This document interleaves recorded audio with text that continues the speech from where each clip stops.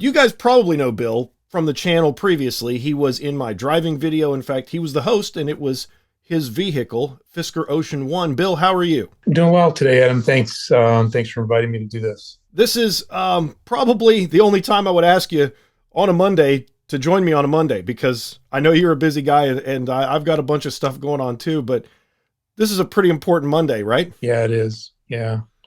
As I texted you earlier, gut punch. Yeah, I mean, I think you nailed it. We've talked a lot back and forth. In fact, if you guys enjoy the content on this channel, Bill has been an extremely strong contributor to that. A lot of news that doesn't make it to my desk has been provided to me by Bill. So I got to thank you for that as well before we move You're forward. welcome. I think you got a great channel and a great mode of communication, and I certainly appreciate you and figure you're doing a great job. I just might as well feed it forward. Well, I appreciate that. We got to talk about Fisker though. Just Yeah. super quick. Bill, you have Mariana Ocean One delivered in October. Right. Yep.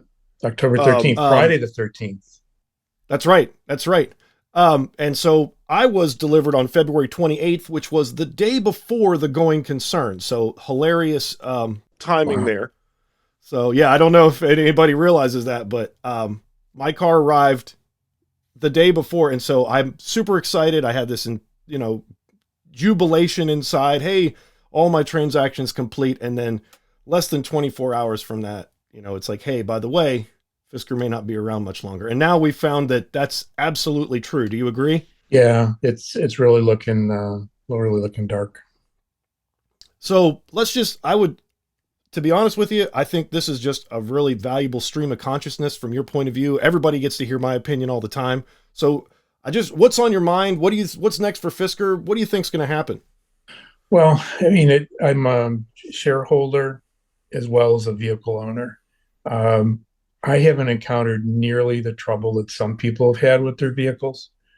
So I'm relatively satisfied, and am optimistic about software version 2 coming out and fixing what I call annoyances, but no major failures. But I've seen people with major failures, and I've got no reason to doubt that the majority of them, or significant amount of them, are true, which is really disappointing.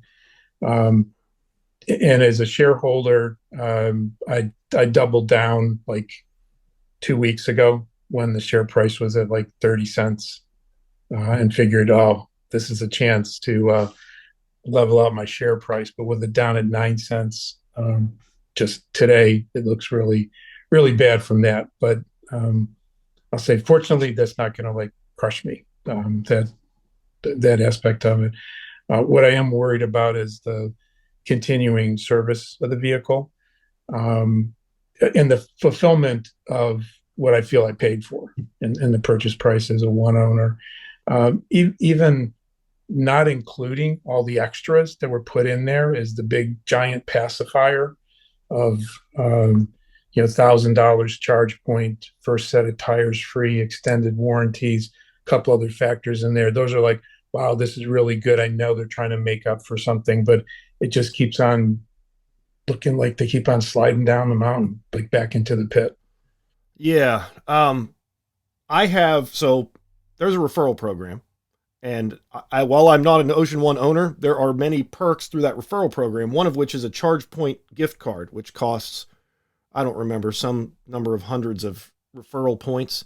I currently have enough referral points. I haven't discussed this with the community because I didn't, I know people have had bad experiences, and I don't want to say, oh, I've got all these points. Well, that Charge Point card's always grayed out. You can get anything, any of the merchandise, the clothing, but you can't get that charge point benefit. Well, I have enough to get $15,000 worth of free charging from Fisker right now. Whoa. And obviously I'm not going to get that. A lifetime. Well, I mean, in the event that it's real, because you've got $1,000 coming to you, and obviously that's also grayed out. Yep. That's not been provided. So, you kind of summed it up really, really succinctly. I appreciate that. The benefits for the Fisker Ocean One owners, definitely out the window. I mean, you have to assume. Service is going to be a big issue almost immediately because, I mean, going concern, well, now it's real concern. And then on top of that, this is a connected car and it has an LTE signal. So you have to assume at some point the bill's not going to be paid. The LTE signal is going to die. What are your thoughts on that? I hadn't even considered that. Didn't think about that at all, but that is a major concern. Um, and with even like with the charge point credit, I thought there was something in the financials where they said that's like being they've got so much set aside for that, or that's Sure. on their balance sheet, so to speak, Right, as a right. commitment. Um, Well, and and I then wonder that, what other aspects they might have that are on their balance sheet and that somebody's going to get a chance to look at. And that's what I'm hopeful for, is that sure. somebody takes a look at it and says, like it's a very solidly built vehicle um, with a, an effective management around it. Right. Yeah, I totally agree. I agree. The car is great.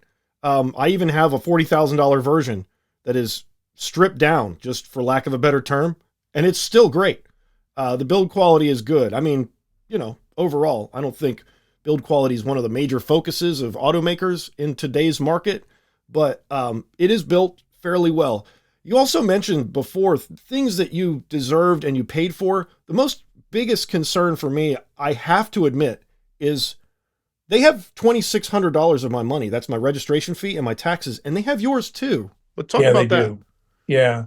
I don't remember the exact amount, but yeah, taxes and registration fees are still being held. I've seen some people report online. I think I shared that with you, that there's penalties some states are assessing because the actual date should have been back when the car was delivered. I'm not sure how Pennsylvania state law reflects on that, but they might consider this a penalty situation. And in that situation, it was Texas, and that person saw that Fisker did cover it, but there was a 10% penalty on the state tax. So I'm not sure what's going to happen. And I sent you an image file earlier today of how many days, 150 something days, Yeah. five plus months since delivery, and still really no sign of um, registration, owner's card, even that I own the vehicle. Like there's no sign of that, no formal Well, plates. And mine expire on April 2nd. We're recording 25th, so next Tuesday. and you're My running out of second time. time. Right. And my wife said immediately, well, we have to sell the car. I mean, after the news today, which is that's a legitimate reaction. My mom said something more vulgar, but you know, uh, It's your but mom. it's the same vein. So I can't prove that I own this car. I haven't registered it. And also I had Tony on the channel very recently. He's also a Pennsylvania owner and does have a tag, and he's 2 months later than you. So that shows an extremely high level of disorganization Yes. and just lack of any kind of, I A don't know. I mean, prioritization. There's is where's the line? Like, and I don't feel like I deserve anything special, but it's like go back and help people. At least one from the past, one from the present, one from the past, one from the present, and eventually they'll converge, and you'll take care of everyone. But I well, have no idea how that's being managed. and they only put 90 days on a temporary tag for a reason, because they don't want people driving around with cars they don't technically own. Yeah, and Um, I just hope I don't get pulled over for anything, get an accident or anything, because I don't know what kind of explaining I'm going to have to do. Totally up in the air. I have a lot of trips in mind for content for the channel, and obviously people want to know about the car. And I feel like I have to rush these things out now because, I mean, how long is it going to work? Right. So, and there's just, I know you've been on a road trip recently. You even sent me data from that. You were having a positive charging experience. Yep. Talk about, just really quickly, because we are limited in time, talk about your experience with the car. Um, no real, like, I think one of the shutdowns I had very early on was because I hit the stalk and I switched it into neutral. Occasionally, I still hit the button and back up on a track on the steering wheel. I really wish those finger pads were in a different position. And then just the ADAS alerts that pop up, lane keep, emergency braking, all that kind of thing, that pop up from time to time. And sometimes I'd say often while I'm driving, I'll do the two finger death punch and I'll reset the infotainment. just to get things to get rid of some things to Sure. unclutter. But otherwise, I really enjoy driving it. I mean, the power is there.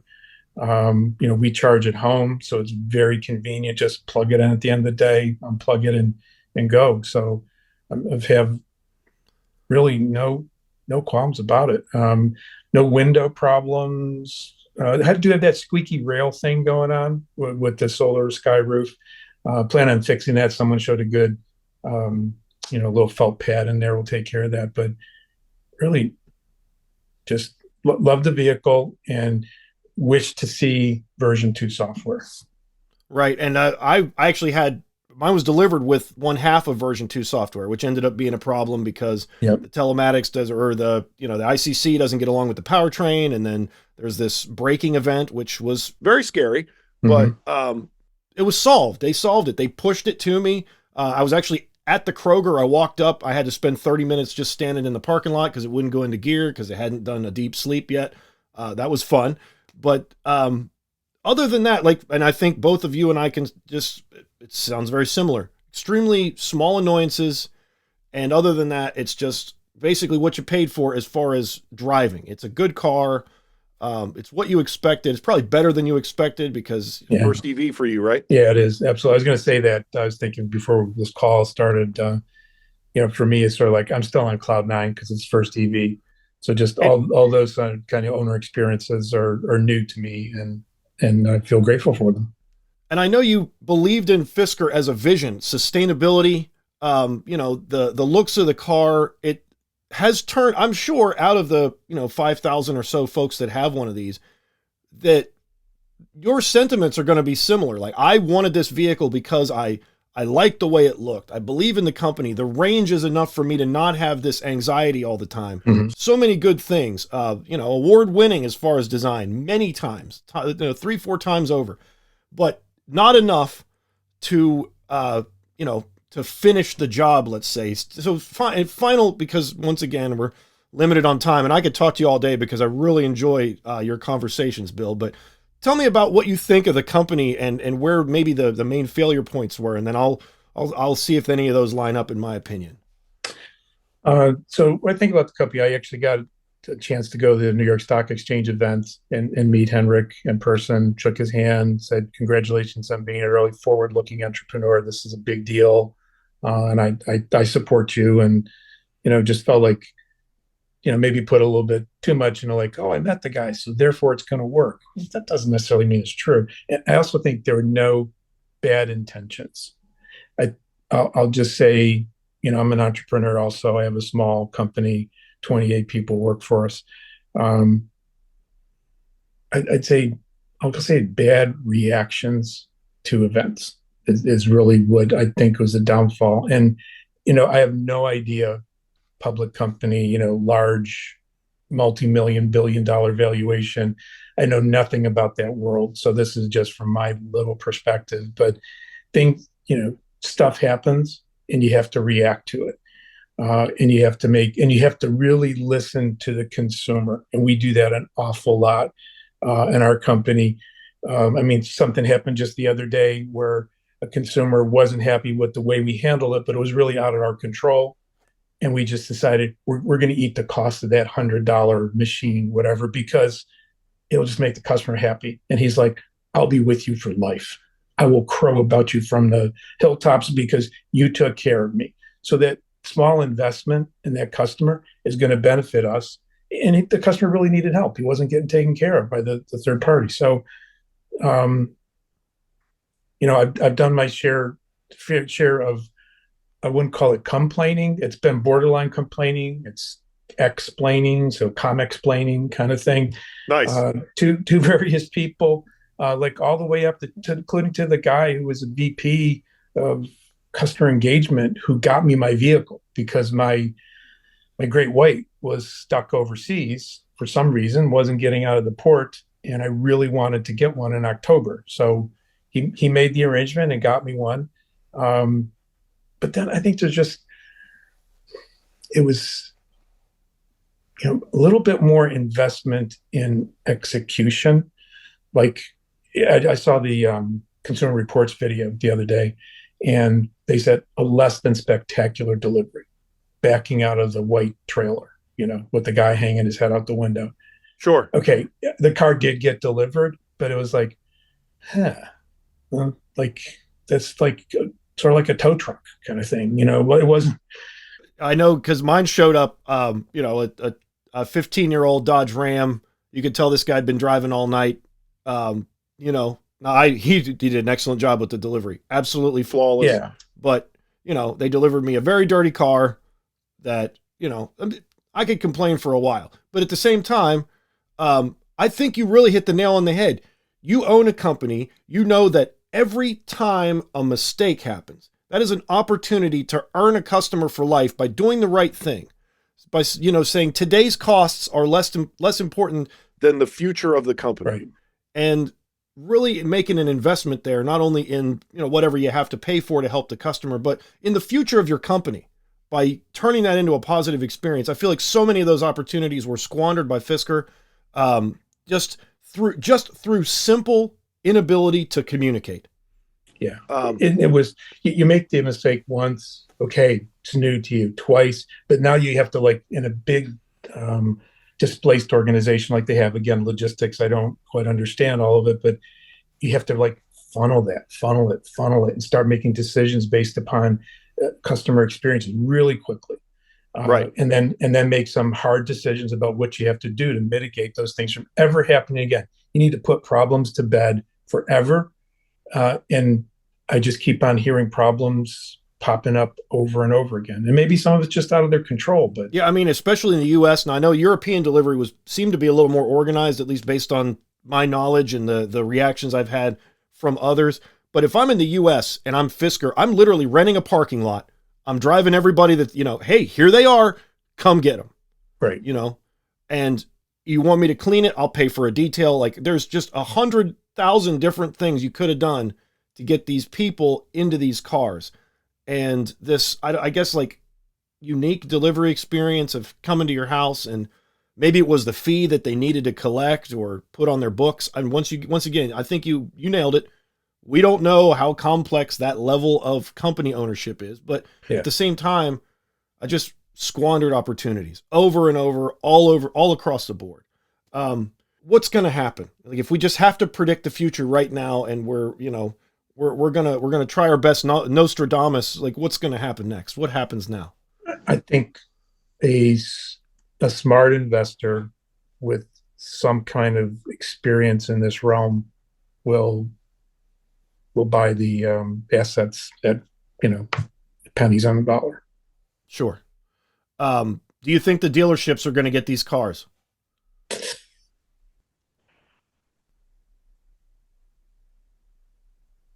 Some, as my guess would be, some are. Okay. But not all. I think and that I'm hearing some that are already, they have a 30-day pullout clause, and some have executed that. I've heard the exact same thing. Once again, we are not really Nostradamus. We don't know. Yeah. I think the dealership, anybody who can get out will. If I'm a dealership, I know I can't put myself at risk. And I also am kind of concerned about if there's enough assets to justify a sale. Now, and I know I promised final thing. Okay. Do you know that software is all Magna's software? No, it is. 100% of it is the ArcFox 2.0. It is Magna's software. It is a Chinese car. Google ArcFox 2.0. I'll put it on the screen. I saw that earlier. The steering wheel is the same. Yeah. The stocks are the same. It is a Magna vehicle. So basically, once again, this is theory time, speculating. Fisker paid Magna to develop their own software so they could sell it to others. Mm-hmm. And we are the guinea pigs. Now, does that mean that Magna is going to help us out and keep this software alive, or will they purchase those assets, or are they entitled those assets based on this contract? That's super, I don't know. I'm super curious about that. What do you, any thoughts on that? I didn't know that was a fact. Magna doesn't have a brand name in consumers, as far as I know. They don't Correct. have a car brand. Maybe this is their opportunity to seize this, or to bring in some other partner to do that. But the other thing is, like, I see a lot of people on social media clamoring about their attorneys general and looking at contractual failure. Um, and then other people are saying that's not going to happen. Like it was just poor execution. So I don't know what's going to happen on that front. I'm very eager to Well, hear. it's a tough day for Fisker owners. It's a tougher day for Fisker investors. We are, as we just, and I, just to make sure, we're frozen, right? No trading. Yeah, I did hear that. I did look that up. I saw that on the social media or Okay. the finance. Yeah, it's train's been frozen, and April 24th is what I saw. There's going to be a That's vote on announced. splits Oh, from okay. 1 to So 10 to 1 there's to a vote on 50. a split. Okay. Yeah. So we're up in the air, Bill. I think that for the foreseeable future, and by that I mean extremely short, the cars are going to continue to function. The service people are still going to be available. Um, have you experienced not being able to get a hold of the actual Fisker service? Has that happened to you? No, I was the one time where I did get locked out and the alarms were going off. I did get a hold of somebody, but it was somebody I knew who was helping me who no longer works for Fisker anymore. Okay. So that he was some kind of customer service manager, very very nice guy, but he's gone from there now. Um, I guess sort of like if my head were in the sand and I didn't know about you and I wasn't following social media, would I care much at all about the external circumstances? Because I have a car that drives, and I'm looking forward to future features, but I don't pay attention to things that much. I know they're coming sometime this year. So if all that comes true, or is it just like creating like emotional churn for me? And I'm not going to say for anybody else, but for me. And I know other people have experienced really serious problems, and I haven't. But I'm sort of taking that perspective, like, got a car that drives, and it's probably going to be upgraded this year. Now, that's just me, the car owner, but not the shareholder. I am paying attention to things closely. That's a great owner's perspective. What does the investor say? Oh crap! I've lost all my money. That's what me. That's what I say. Yeah. Okay. Now, in the event that we chapter 11, we're probably still losing the shares, right? Yeah. Chapter 7, we're losing the shares. So unless somebody buys Fisker and says, hey, you guys just continue what you're doing, which is, I guess, almost completely unlikely. Yeah. The shares are all for naught. Right. Okay. Yeah, and I don't know, exactly, but I'll put myself in that situation, so my hopes aren't up at all. My hopes are Okay. down on that part. As far as car running, my hopes are up on that part. Now, I know I try to be objective, but people do accuse me in the comments of being too positive from a Fisker perspective. I don't know. Any feedback on that? Do you think I've done a good job with the coverage, or should I have warned people a little more that this was going to happen? No, I think you've done a great job on the coverage. I think you just have an upbeat tone about you. If people read the transcripts, they would think differently. But your presentation style is peppy. It's upbeat, and that So the might mute be button where would be your friend. yes, mute button, but then read the transcript. Right. Okay. I I totally agree. It is extremely difficult to absorb bad news in a bad tone. I did it for one video, and I suffered in the comments. I was, let's say, criticized for that's to keep it warm. But I understand from an investor's point of view, this is a really tough day, and that's why I wanted to have you on here. You're an owner, you're an investor, you're extremely curious, and you're also extremely good at finding the information that matters. You've shared it with me. I've shared it with the community. You've been an extremely great resource. If you want to know what the great white looks like, I'm happy to bring it by. Love that color. I've got one in the driveway. There's no, this is a very common trend in current automobiles, but there's no metal fleck in the paint, and that's why it has that pop. I have 3 white cars, so I can tell you, I can sit my Model Y and my Fisker Ocean beside each other, and that metal fleck, that metallic feel to the paint. It gives it a dimension and a little bit of a shine is not there, but is done in a way that I really appreciate. Bill, this has been enlightening. It's been helpful. I think us as a community, we need some outlet to get our frustrations out and a place. And that place for you guys is the comments below. Bill will not be subjected to this unless he decides to be. But I can't thank you enough for your insights. And we'll definitely talk in the future. And Absolutely. The company's not dead. It's just Right. this version of it is. Yeah. There you go. You're absolutely right. Final conclusion. You nailed it earlier. Once again, Bill, Overkill Bill, if I'm allowed to call you that, the true champion. This is a car that's nice and it runs. And here we are. Here we are. Bill Spohn, everybody. I'm going to put all of his links in the description. Make sure you check him out. You can check out his company. He does some online work himself. All those links will be in the description. Bill, thank you so much. Thank you, Adam. Hey, smash the like button. Thank you.